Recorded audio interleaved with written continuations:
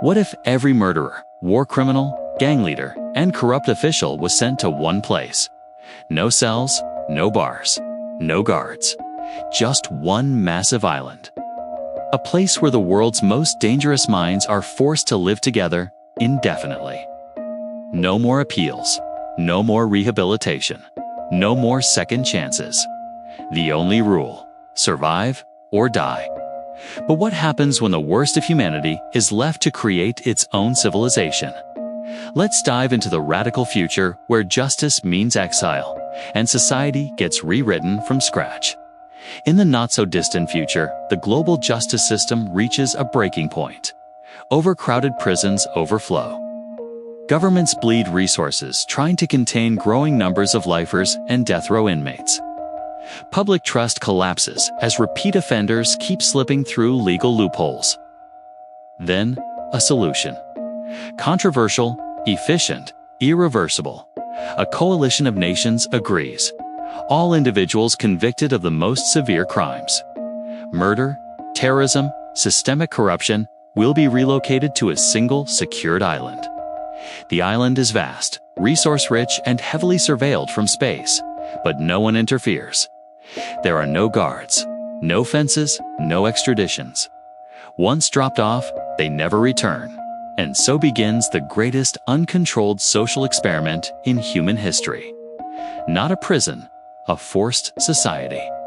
Built by criminals, for criminals. What unfolds next challenges everything we think we know about justice, morality, and the human capacity for change. Because once the criminals take over, what kind of world do they build? When the first dropships descend from the sky, there's no ceremony, no warning.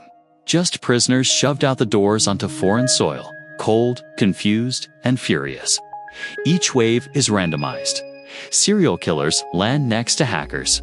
Ex-military warlords collide with human traffickers and corrupt politicians. The only thing they have in common: a sentence of no return. The island itself is vast. Rugged mountains, dense forests, crumbling ruins of past structures, and only scattered access to clean water and food. No housing, no tools, no supplies beyond what they carry on their backs, and no law. Within the first 24 hours, everything collapses into chaos. Fights erupt over a single bottle of water. Groups form based on race, language, ideology, or pure desperation. But alliances are unstable. Betrayals happen by the hour. Anyone who shows weakness is either consumed, enslaved, or eliminated. This isn't a prison. It's a reset button, with the worst of humanity writing the rules from scratch. Some try to assert dominance immediately. Former gang leaders, cartel bosses, paramilitary generals. They gather followers, reclaim old reputations, and promise protection. Others operate from the shadows. Con artists, manipulators, cult figures. They weaponize belief, paranoia, and charisma. People begin to follow not just out of fear, but because fear gives way to a longing for order. Even twisted order. Within a week, the island splits into zones. The Red Grounds, a no-man's land of constant fighting and shifting warbands. The Walled Pines, a forested region fortified by an ex-mafia syndicate, offering sanctuary in exchange for total obedience. The Hollow, an underground ruin where anarchists and rogue tech criminals run experimental societies governed by code and barter. Some regions are ruled by terror. Others by a strange semblance of structure. But none are truly free. A makeshift economy begins to rise. Food becomes currency. Then tools. Then human lives. Smugglers trade shelter for servitude. Surgeons, once imprisoned for unethical experiments, carve out power through necessity. Old enemies form unholy alliances, and the idea of crime loses meaning in a world where everyone is guilty. And yet, something unexpected happens amid the brutality. Patterns emerge. Gangs institute crude laws to limit infighting. Disputes are settled through combat, or sometimes democratic votes within small communities, if only to reduce the chaos. Fire pits become council chambers. Tattooed thugs write up codes of conduct on scavenged steel sheets. And slowly, a primitive civilization begins to take form. It's savage, violent, unstable. But it's something. Not born from justice, not born from rehabilitation. Born from the sheer human instinct not to die. The island isn't a prison anymore, it's a proving ground. But as the killing begins to slow and crude systems emerge, a new question arises. Can criminals create real order, or just new ways to dominate? The initial bloodshed may have scarred the island, but it also laid a brutal foundation, one that demanded evolution. Survival by instinct gave way to survival by structure. Powerful factions, those who survived the early slaughter, began consolidating influence. They realized that endless violence was bad for business, bad for control, and bad for their own odds of survival. Order, even if temporary and self-serving, had strategic value. And so, the first forms of leadership emerged, not through elections or diplomacy, but through dominance and influence. In the northern mountain zones, a warlord named Garrick, a former Special Forces operative convicted of orchestrating civilian massacres, established a military-style regime. His followers wore scavenged uniforms. They built watchtowers. Their justice system was swift. Thieves lost fingers, liars lost tongues, traitors disappeared. In the southern marshlands, an entirely different model appeared. The Ledger Court, led by a brilliant but sociopathic ex-financier. This society ran like a twisted corporation. Everything had a cost: food, water, protection, even the right to speak in assemblies. Debts were tracked, enforced, and traded like currency. Punishment for non-payment. Enslavement or expulsion into the wild. Elsewhere, anarchy collectives formed among cybercriminals and ideological radicals. They designed encrypted communication networks powered by salvaged solar tech. Rules were crowdsourced. Leadership was voted in. But the illusion of democracy often crumbled under the weight of manipulation and hidden agendas. And then came the Code of the Iron Pact, a brutal alliance formed when three rival gangs merged to monopolize key resources. They implemented a chillingly efficient system of governance. Every person within their territory wore an identifier, a mark inked into the skin, indicating status, allegiance, and behavioral record. Step out of line, and you were publicly punished. Repeat offenses meant execution. Broadcast live over repurposed surveillance drones as a warning. Some zones functioned like militarized states, others like dystopian fiefdoms.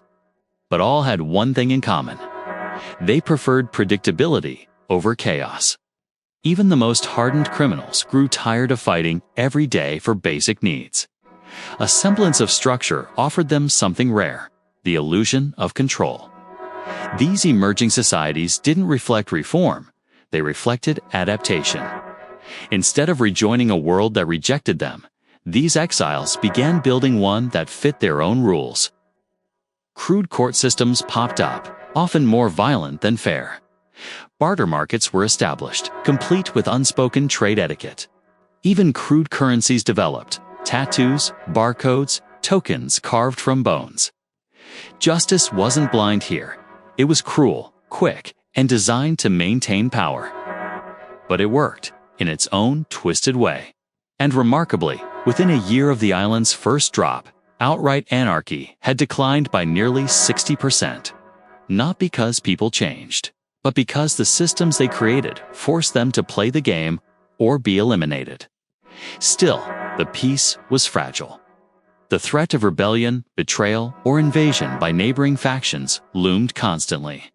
Assassinations became political tools. Spies were planted.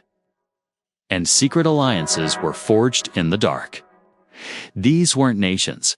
They were survival machines wearing the skin of society.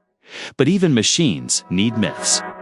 To sustain their grip, these self-made rulers began crafting narratives that their territories were the true future, that they represented freedom from hypocrisy, that they had been chosen to build a new world from the ashes of a broken one. And incredibly, many began to believe it. But belief, once sparked, evolves fast. And the criminals weren't just building rules anymore, they were building culture. A strange transformation begins to take root, not in the hands of warlords or gang leaders, but among the ordinary survivors. People who were once defined solely by their crimes start reshaping their roles. Not because they've been reformed, but because they've found new purpose. In the shadows of broken ruins and burned-out shelters, art emerges. Symbols are painted on walls, territory markers at first, but later, expressions of identity. Murals appear, illustrating battles, betrayals, moments of honor. Poets and orators rise among the crowds, some reciting brutal truths, others spinning myths about legendary fighters or tragic betrayals. Tattoo artists become storytellers, carving out reputations across bodies like living scrolls. A full sleeve might tell your allegiance, your survival story, or even mark your kills. Some even tattoo their crimes as a badge of authenticity, a confession etched into the skin. Language evolves, new slang forms. Old words gain new meanings. Freeborn refers to children born on the island, innocent, yet shaped by violence. Whisper laws are unspoken rules everyone knows, but no one dares write down. But culture doesn't stop at expression. It grows into infrastructure. Small schools pop up, run by former teachers, scam artists, or anyone who can read. They teach more than survival. They teach philosophy, law, even coding. Children, especially freeborns, become central to the island's strange new evolution. They've never known the outside world. To them, this island is the world. Even religion finds a foothold. Some invent entirely new faiths, worshipping the reckoning, the day they were cast out. Others repurpose old ones. Crucifixes hang beside hand-carved idols of vengeance. A few zones host shrines built from scrap metal and bone, where followers leave offerings before battle or judgment.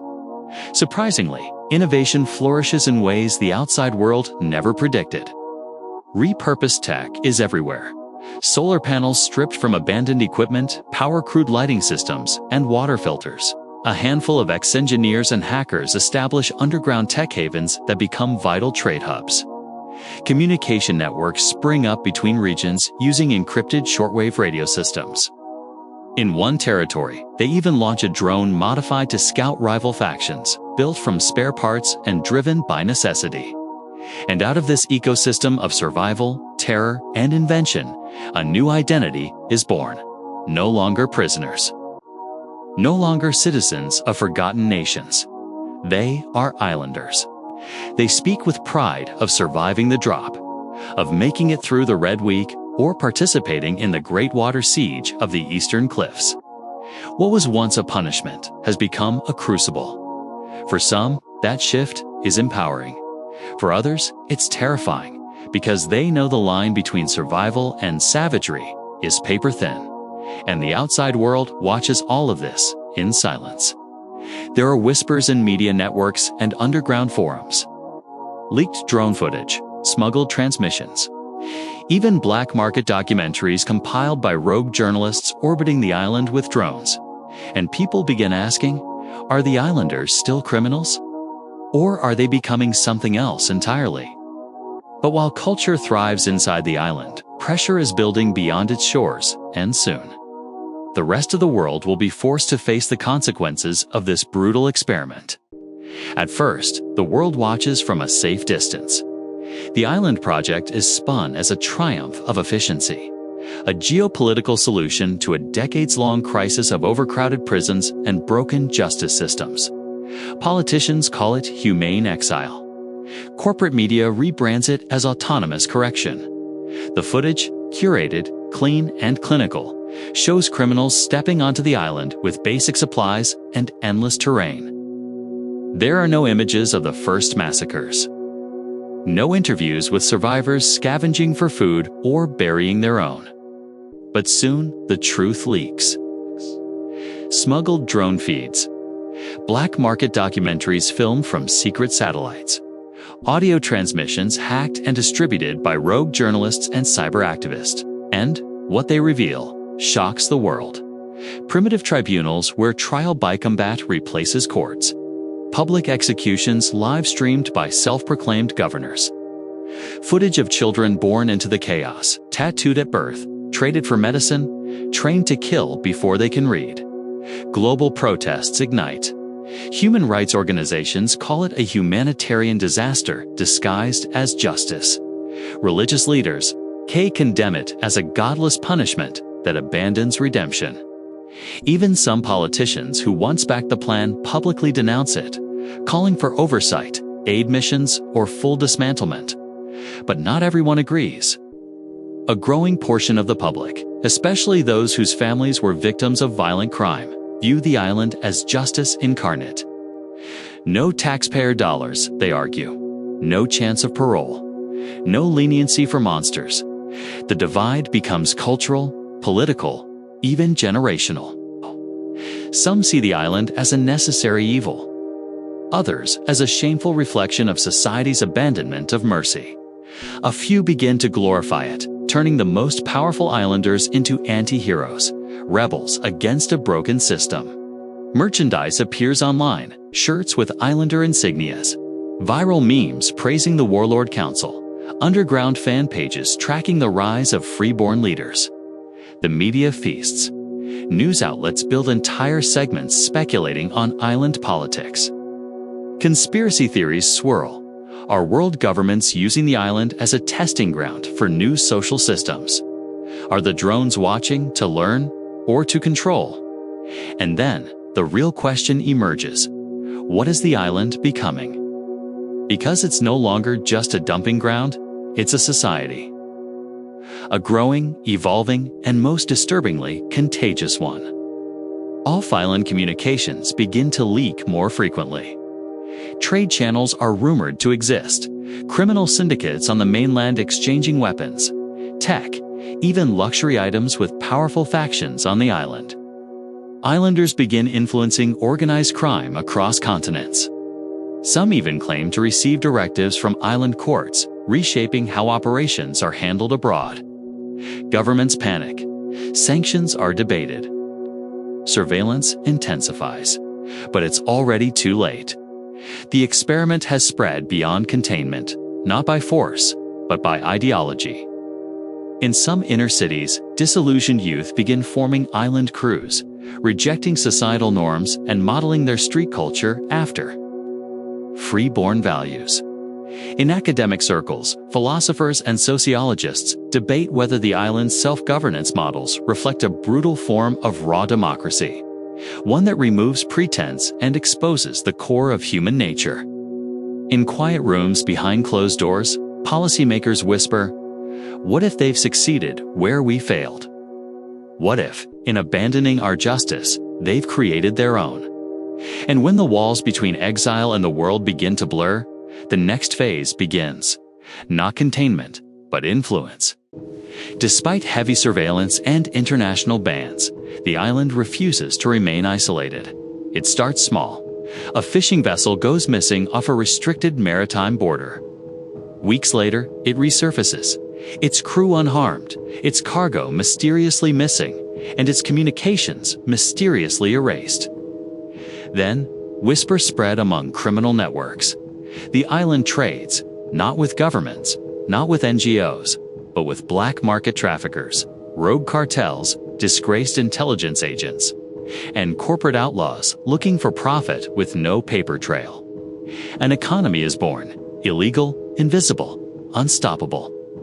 Smugglers develop coded sea routes, using decommissioned ships with fake transponders to deliver supplies, weapons, medical kits, rare tools, even books and musical instruments.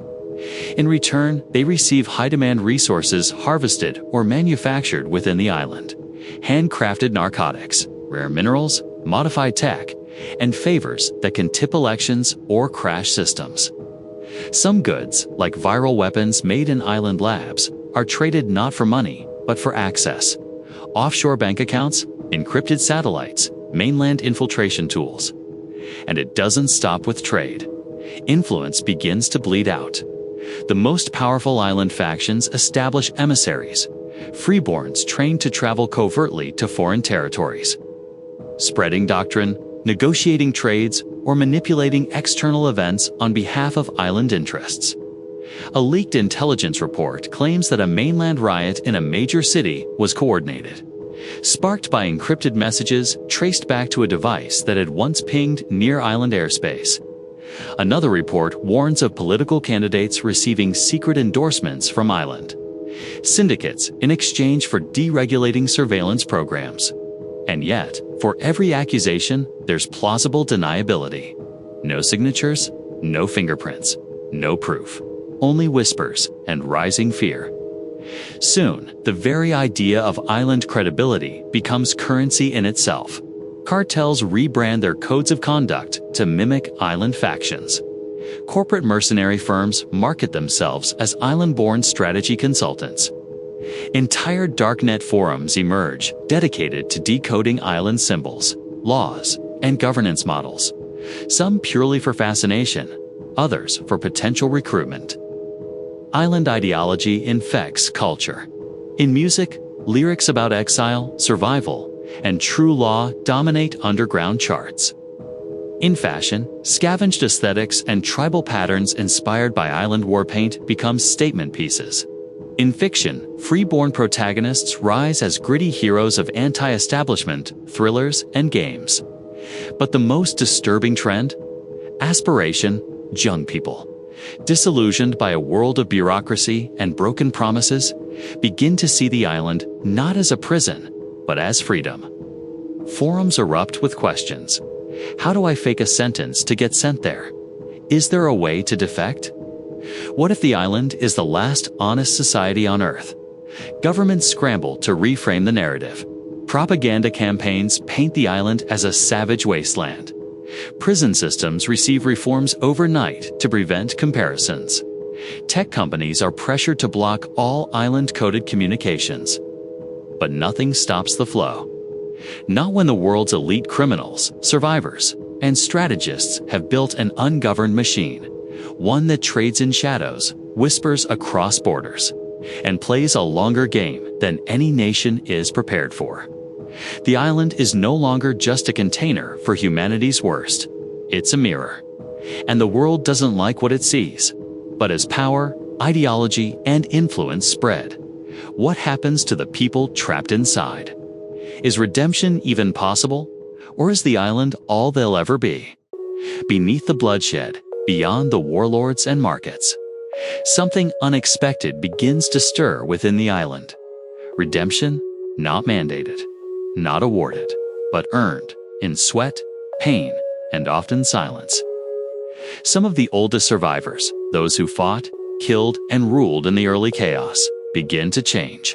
Haunted by memories, shaken by years of constant violence, exhausted by what they've become, and some seek meaning. A former hitman, once feared across 4 factions, now runs a sanctuary in a converted cave system, sheltering freeborn children orphaned by gang wars. A corrupt politician, known for embezzling billions, begins teaching literacy beneath the ruins of a shattered bunker. A war criminal, sentenced for atrocities no camera could capture, starts building wind-powered water purifiers and refuses to carry a weapon again. These stories are rare, fragile, and often viewed with suspicion, but they grow. New enclaves begin to emerge, zones that reject gang rule, that outlaw executions, that elect leaders through debate, not intimidation. They're tiny, vulnerable, and often short-lived, but they spread ideas. One such community, Sanctum 3, is founded by a coalition of educators, medics, and ex-smugglers. Their mission: raise freeborn children outside the cycle of blood and survival. No tattoos, no allegiance marks, no indoctrination. They build classrooms, libraries, even grow their own food, and they succeed, for a while. Until a nearby faction sees their peace as a threat. Sanctum 3 is raided. Buildings burned, teachers killed. The children are taken, some as hostages, others as bargaining chips. But their ideas don't die. Other communities form in their image. Some hide underground. Some disguise themselves as trade posts or temples. A quiet rebellion of hope takes root, growing not in force, but in philosophy. And among the freeborn, the children born into this fractured world, a powerful shift begins. They've never seen prisons, never heard of courtrooms. They don't carry the guilt of past crimes. They carry only the present. Some become violent. Many are recruited early. But others ask questions the older generations refuse to face. Why are we fighting? Why can't we leave? What if we built something better? A 14-year-old girl, known only as Nox, begins writing a series of short laws she calls the New Pact. No one takes it seriously until her writings start circulating among freeborn schools. By 17, she's built a coalition of over 400 young people across multiple factions, all swearing to live by her 10-point code of equality, nonviolence, and shared governance. Her name becomes legend, not because she ruled, but because she refused to. Meanwhile, redemption also takes on darker forms. Some leaders stage public apologies, not to their victims, but to their people. They renounce their titles. They invite rivals to take their place. Some are killed, others vanish into exile. A few are protected. Because redemption, in the island's terms, is not about being good. It's about transformation. The willingness to change, even when surrounded by people who haven't. And those who attempt it become symbols, either of foolishness or of what could be possible. Outside the island, documentaries begin to shift their tone. No longer just footage of death and politics. Now, scenes of reclaimed gardens. Children reading books beside ex-murderers. Communities holding candlelit ceremonies to mourn, not just the dead, but the people they once were. And perhaps the most haunting revelation of all. Some islanders, given the chance to escape through secret extraction deals, refuse to leave. Because for the first time in their lives, they feel like they belong. Not to a nation, not to a system, but to each other. Not because they were saved, but because they saved themselves. So what does this experiment really teach us about justice, punishment, and the human capacity for change? Let's close it out. The island was never supposed to work. It was designed as a dumping ground. A final answer to humanity's darkest questions. A place to lock away the unfixable and forget. But the story didn't end at exile. It began there. Because stripped of systems, stripped of structure, stripped of second chances, what emerged wasn't just savagery. It was a mirror. A mirror showing us that even the most broken people will reach for structure. That even in chaos, we crave meaning. That justice isn't just about punishment. It's about what comes next. We saw dictators rise, systems fall, and monsters become mentors. We saw children born into blood, dreaming of peace. And we saw the unthinkable, criminals not reformed, not forgiven, but transformed on their own terms. Maybe the island is a failure. Maybe it's a horror show. Or maybe, just maybe, it's proof that justice isn't something governments enforce. It's something people build when there's no other choice.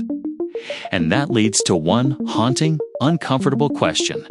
If they, castaways, killers, outcasts, can form a society, if they can create law, culture, even hope, what's stopping us? If this world made you question what justice truly is, what transformation really means, or what society would look like without control, then hit like, share your thoughts in the comments, and subscribe for more mind-bending what-ifs that challenge reality, morality, and everything in between. Because the future may be fiction, but the questions, they're very, very real.